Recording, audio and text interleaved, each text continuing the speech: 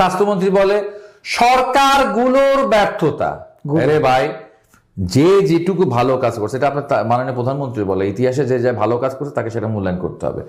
ভাই আপনার ওই সময় গণতন্ত্রহীনতা ছিল, গুম ছিল, খুন ছিল, সব ছিল, ঠিক আছে, কিন্তু ওই সময় কিন্তু ইপিআই এর প্রোগ্রাম রেগুলার ছিল। ওই সময়কালে বাংলাদেশ কিন্তু পুরস্কার প্রাপ্ত হয়েছে পৃথিবীতে, এই হচ্ছে ভ্যাকসিনেশনের জন্য। হ্যাঁ, পৃথিবীতে 2 থেকে 3 বার পুরস্কার প্রাপ্ত হয়েছে। এবং 1919 সালে বাংলাদেশ হচ্ছে পৃথিবীর মধ্যে হাম মুক্ত দেশ হিসাবে পৃথিবীর মধ্যে 1 নম্বর দেশও রূপান্তরিত হয়েছিল আর কি। এটাকে আমার মানে মেনে নিতে হবে। কিন্তু আপনাদের সবকিছু আপনাদের কথা বলতে ভয় পান। যদি আপনি ইউনুসের বিরুদ্ধে কথা বলে স্বাস্থ্যমন্ত্রী, তারা আওয়ামী লীগের দোষর বানায় ফেলবে, এরকম ভয় পাইলে তো আপনার চলবে না, ঠিক আছে? আপনাকে চলবে না এরকম কথা ভয় পাইলে।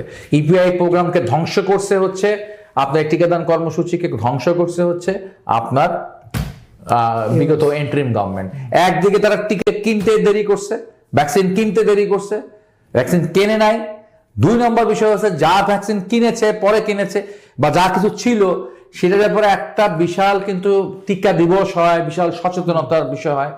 এবং কমিউনিটি ক্লিনিক সে সময় বাংলাদেশে গড়ে উঠছিল, কিন্তু অনেক সমস্ত কমিউনিটি ক্লিনিকগুলোকে আপনি হচ্ছে অকার্যকর করে দিয়েছেন আর কি। এইরকম ভাবে যে হচ্ছে গিয়ে দেশের বিরুদ্ধে একটা কাজ করলেন, 350 জন শিশুকে হত্যা করলেন।